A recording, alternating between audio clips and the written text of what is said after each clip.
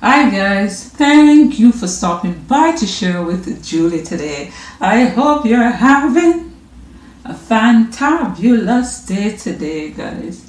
The temperatures are getting a little bit better, which is good. Warmer, that is warmer, so I welcome that. I welcome that. But of course it's raining as we speak. In this video, I was asked to look at HIV/AIDS. Someone asked me to look at HIV/AIDS. I did a video prior to this one about Dr. Sebi's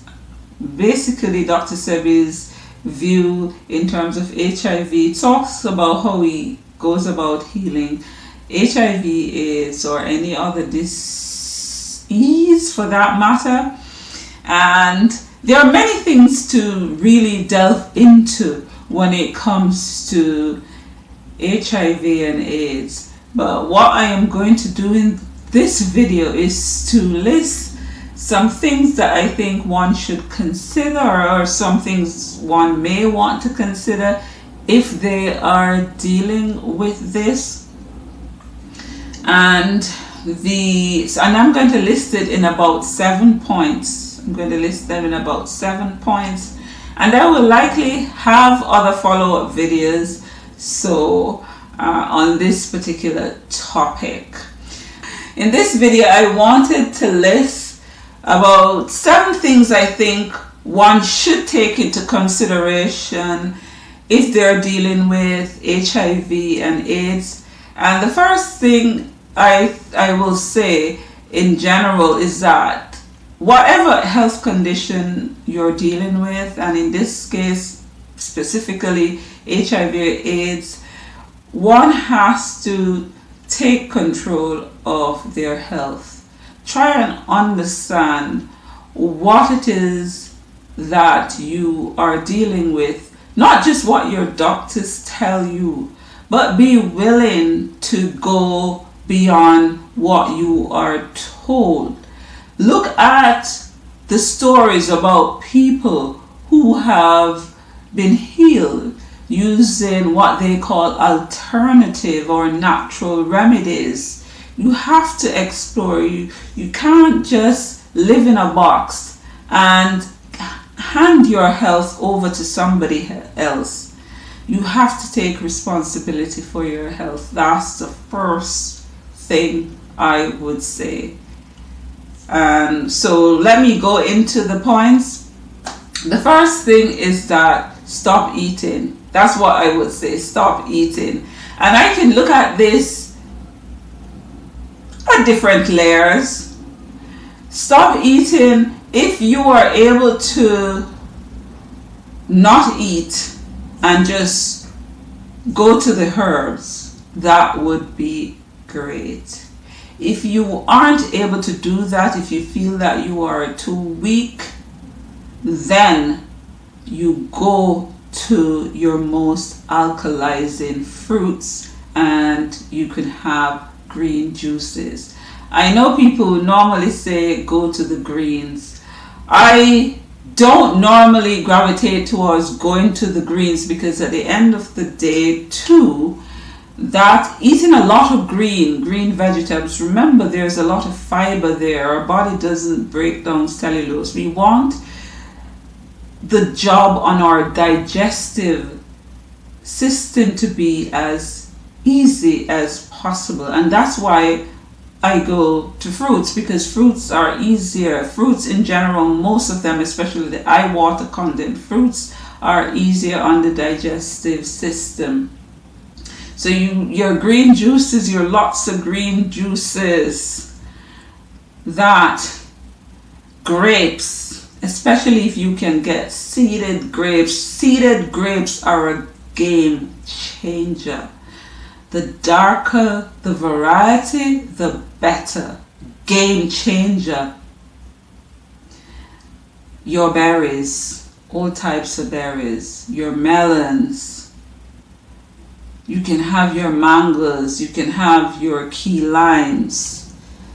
You know, people say you have lime of as fruits. Yes, you squeeze the lime juice in the water, extremely alkalizing, and not only that, it also helps to cleanse.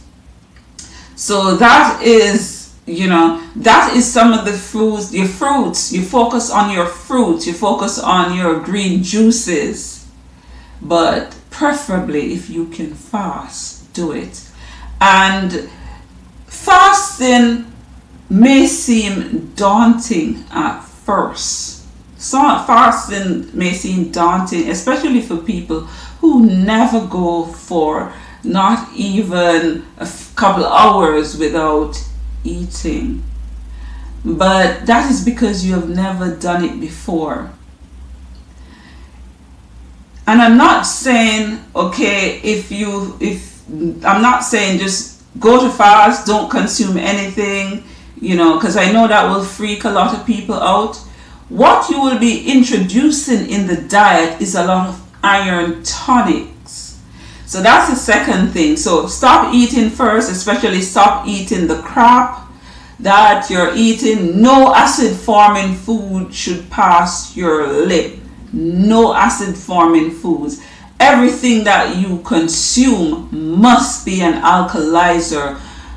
Only fruits and vegetables, in terms of your leafy greens especially, and some of the other vegetables you could also juice, but only those things should pass your lips in terms of food. The second thing I would say is the iron. You have to up your intake of iron. Dr. Sebi has reinforced this time and time again. Iron is an important part of healing, so you must up your iron intake. You must up your iron intake. And you go for using, you can either buy the iron tonics or you make your own iron tonics. I have iron tonic recipe on my blog also. So you can buy Dr. Sebi website link. I'll put the link below, but some of you know it, but I'll still put the link below. If you want to buy the BioFerro or the Iron Plus tonic, you can get those. That is critical. CMOS, Dr. Sebi talks about CMOS time and time again, the importance of CMOS. You want that to be a part of your healing also, your CMOS. And in addition to this, you must also be cleansing. You must be cleansing. So look at Dr. Sebi's cell cleansers, chelation 2, chelation 1, lymphulin. You want to look at these. These can begin to cleanse at a cellular level, and also you want to cleanse the bowels, which the chelation 2 also help with. So that's what you want to get into the body. And when you're taking in the iron tonics, for example, and you're taking like the sea moss, and you're getting the nutrients from the herbs. Remember, you're getting the nutrients from the herbs. These are feeding the body at a cellular level, because sometimes we tend to we think, oh, we're gonna die if you don't feel something solid in the stomach, and that is not the case. That is not the case. Remember, everything that we eat, the body has to break it down to the smallest level in order to use it. So when we take in the iron tonics, for example, we're taking in it at a level where it is bioavailable and the body can readily use the nutrients from those herbs. So that's what I would say. And the next thing you want to do is you want to, and this is the fourth thing, I think CMOS is number 3. The 4th thing is you want to hydrate the body. Also, you want to make sure that you're taking in the water, you're drinking your water, if you're eating, you're having high water content fruits such as your melons, your grapes, your berries. These are high water content fruits. You can have your key lime, in water, you could squeeze the juice in water and have that also. Very alkalizing, also a cleanser. Okay, so you want to ensure that you're hydrated. So that is the 4th thing I would know that is important. The 5th thing that I think is necessary is to use the sun. The sun is an important part of healing, and especially now, I think now with spring, now we're in spring and the days will get warmer, and especially if you're dealing with this at this particular time, now that the sun will be coming out, you make use of it. For those who are in the colder, milder climates, if you're in the Caribbean or Africa and warmer parts of the world, then you use the sun.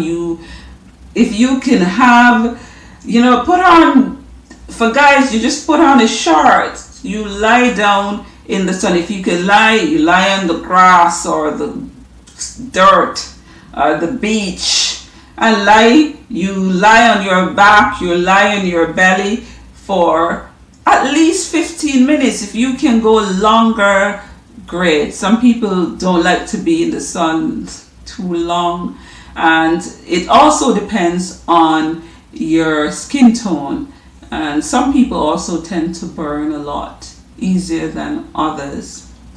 So you don't want to burn yourself, but you want to get the benefit of the sun.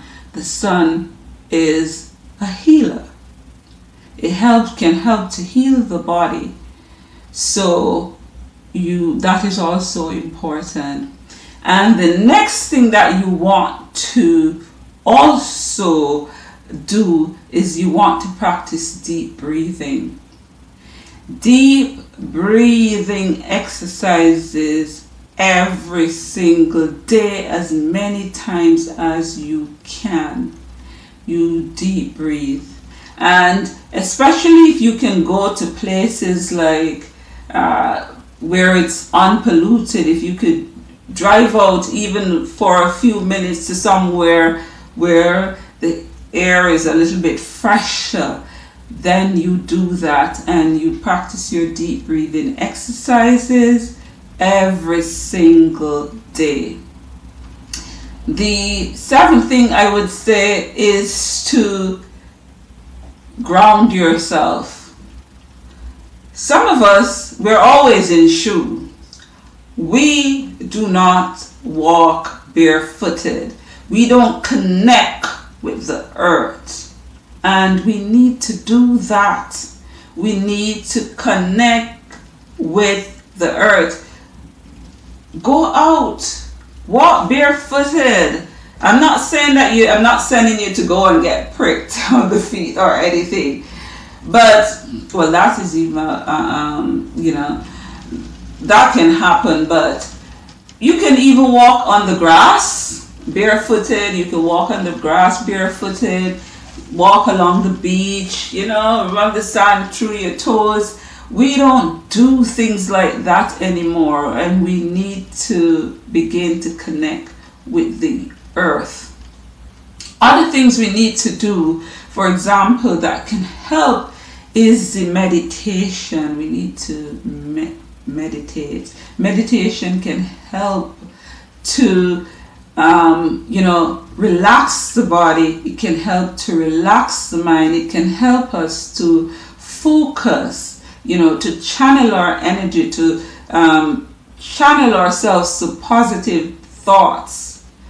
And because that can also be a big part of healing, because when we sit and our mind foster the negative,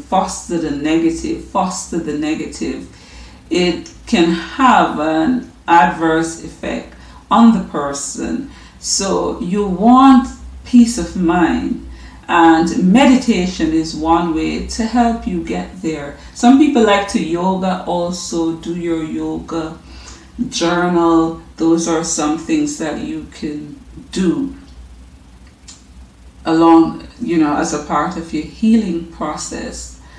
And I'm sure there are some things that I probably should mention, but some other things I should say that I probably should mention, but I know this video has gone on a little bit long, and I am going to do a video where I list a few herbs that could help.